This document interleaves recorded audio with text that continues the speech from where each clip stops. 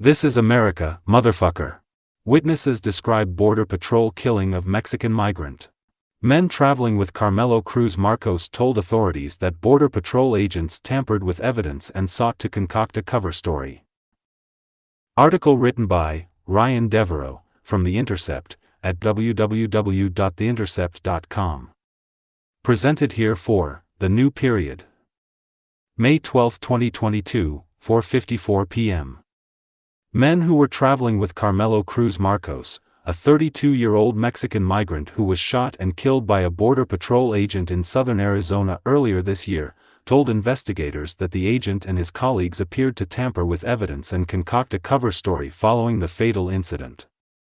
After months of silence in the case, the Cochise County Attorney's Office announced on Monday that it had insufficient evidence to bring charges against the Border Patrol agent, Kendrek Bybee Staheli, for the February shooting and that the agent's actions appeared justified under Arizona self-defense laws.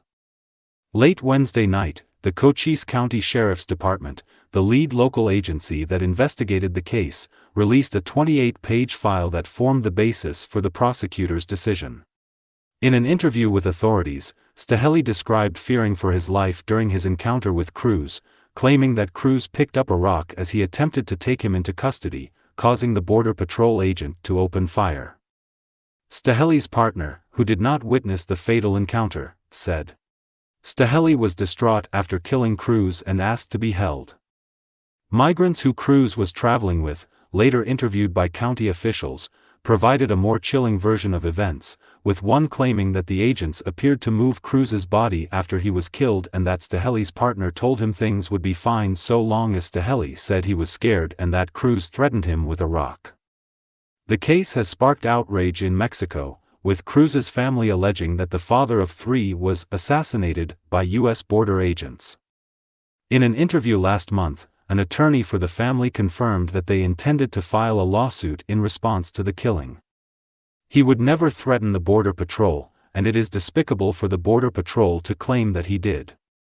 We totally condemn the use of violence, Ricardo Pena, head of the Mexican consulate in Douglas, Arizona, where Staheli and his partner are based, told The Intercept in an interview prior to the announcement that charges would not be filed in the case. The Sheriff's Department investigation also confirmed the role of a controversial Border Patrol crime scene response unit, known as a critical incident teams, in the case. Last week, the Commissioner of Customs and Border Protection announced that the teams, which operate border-wide, were being disbanded after years of allegations of tampering with investigations and evidence in cases involving the deaths of migrants. In a press release last month, demanding an independent investigation, Carnes & Carnes, a Los Angeles-based law firm representing the Cruz family, said the use of the units reflects a glaring conflict of interest. My husband was a gentle and peaceful man trying to provide for his family, Cruz's wife, Yasmin Nape Quintero, said at the time. He would never threaten the Border Patrol, and it is despicable for the Border Patrol to claim that he did. We seek to clear his name, and we seek justice so other families won't suffer like we are suffering. The shooting occurred in a rugged corridor of the Peloncillo Mountains known as Skeleton Canyon on the night of February 19. Cruz was traveling with a group of at least 9 other migrants. They wore the camouflage and carpet booties common among migrants traversing the region. Staheli, who joined the Border Patrol in 2019 following a 10-month stint as a police officer in Utah, was assigned to the agency's mounted unit, known as the Horse Patrol. Staheli's partner, Tristan Tang, is a 7-year veteran of the agency. For days after the killing, Border Patrol agents, according to the sheriff's report, are not allowed to speak with local authorities within 72 hours of a killing. Staheli, with his lawyers present, gave an interview to county investigators. Staheli told them he and Tang were looking for signs of unauthorized border crossers along Geronimo Trail Road when they received a radio call alerting them that a sensor had picked up migrants in the area. The agents headed in the direction of the sensor. The terrain became rough, so they dismounted and continued on foot.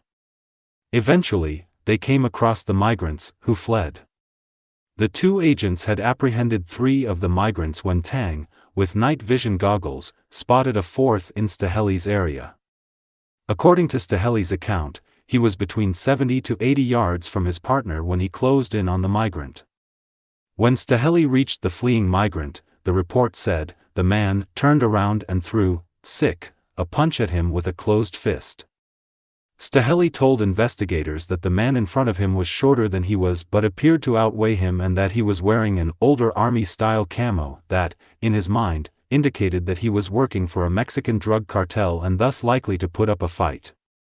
According to his autopsy, the man in question, Cruz Marcos, was 5 feet, 4 inches tall and weighed 159 pounds. Staheli claimed that Cruz's blow glanced off his shoulder and struck him in the jaw. He tackled Cruz to the ground and told the subject to place his hands behind his back, but he failed to comply. Efforts to pry Cruz's arms out from under him were failing, Staheli said. As the two grappled, Staheli said he grew worried that Cruz could have a weapon or that his companions might attempt to rescue him, so he began punching him in the face repeatedly. The continuous blows caused Cruz to become very upset, the report said, and he managed to buck Staheli off his back. According to Staheli, Cruz then picked up a rock, 7 to 10 inches long, oval-shaped and bigger than a softball, and cocked his arm back like he was preparing to throw. Staheli told investigators that he thought he was going to die. He said he then drew his service pistol, pointed it at the subject and fired, the report said. He said he fired more than once. He said he fired many rounds but could not recall how many. An autopsy confirmed that Cruz was shot 4 times, twice in the face and twice in the chest. He also had bruising on his right cheek and neck and a cut on his scalp. After the shots were fired, Tang called out to see if his partner was okay. Staheli yelled back that he was fine.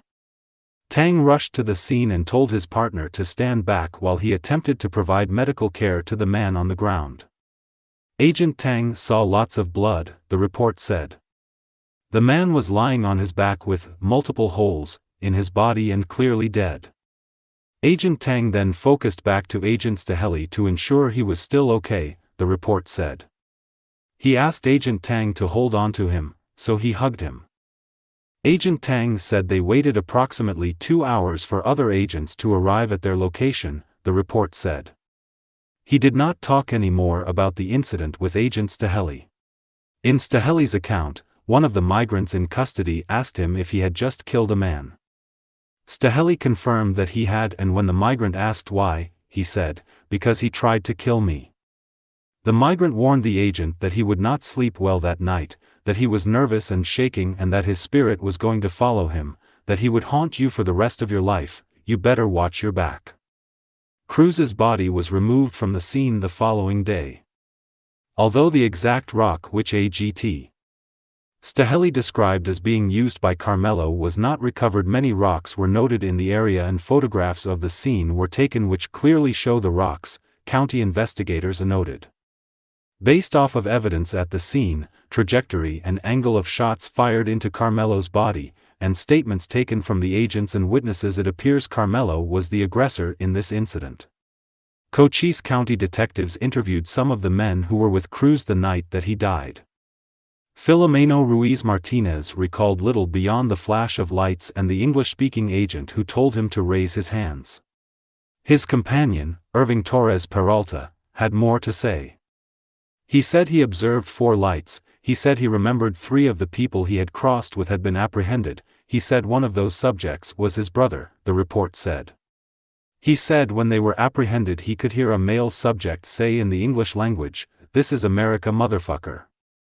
Torres told investigators that he understood English and that he heard the words while he was hiding with Ruiz Martinez. The report noted that Torres attributed the words to Staheli but cast doubt on the veracity of the claim because Ruiz Martinez did not mention hearing the same thing. Ruiz Martinez, however, also told investigators that he does not understand English. Investigators asked Staheli if recalled saying, "You are in America motherfucker," before killing Cruz. The agent said he did not. Carlos Juan Torres Peralta, brother of Irving Torres Peralta, was also questioned. Before his interview began, he asked the investigators in Spanish, "Are you going to kill me too?" Torres Peralta described being set upon by agents on horseback. One of the agents dismounted, he said, and yelled, "This is America." That agent also said to his companion, "Stop or I'm going to shoot you." Torres Peralta said his companion tried to run away but tripped on a rock. When the agent caught up with the man, he said, "This is America, motherfucker." According to the report, Torres Peralta was referring to Staheli. He said then he heard Agent Staheli say, "You're in America, motherfucker," and he heard shots fired. He said then he heard Agent Staheli say, "You're in America, motherfucker," and he heard shots fired, the report said. Torres Peralta said he saw the flash from Staheli's service weapon. He said he didn't see anything but believed both agents went to look at his companion and they moved his companion's body, the report added. The investigators noted that Torres Peralta did not describe what happened prior to what he believes were the agents moving the body. Investigators were confused by Torres Peralta's claims. If he had not seen them, how could he have made the determination they were moving his companion's body? Torres Peralta went on to say that he heard Staheli's partner tell him not to talk to anyone. He said he heard the other agent tell Agent Staheli, again, "Don't worry, man, don't talk with no one and it will be fine," the report recounted. Geraldo Jimenez Cruz, who was also interviewed, said he was already in custody when Staheli opened fire and saw nothing of the incident. Ricardo Huerta Nepomuceno said the same. Investigators conducted follow-up interviews with the Torres Peralta brothers and the other men, noting that, for the most part, that 4 of the subjects' statements were somewhat consistent with regards to the information they initially provided.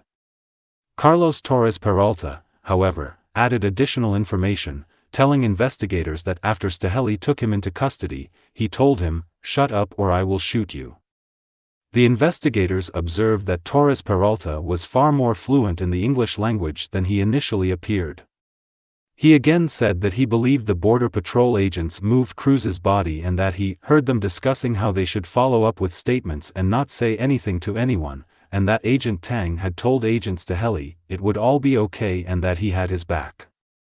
Carlos further said he heard Agent Tang tell Agent Staheli that he should say he was attacked with a rock, the report said. Carlos' statements would suggest the agents had covered up evidence and would not be truthful with any after-action interviews they would have. In a letter to the Sheriff's Department on Monday, County Attorney Brian McIntyre said Staheli's actions in the Cruz case appear to be justified under Arizona law, noting that law enforcement officials can only use lethal force in those instances in which they feel that they, or another person, are facing a deadly threat. McIntyre added that in Arizona, those officials are afforded the same self-defense protections as anyone else in the state.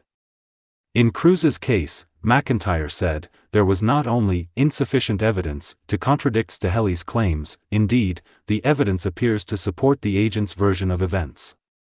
Last month, Dan Carnes, lawyer for the Cruz family, flew to Mexico to meet with Cruz's family and surviving children.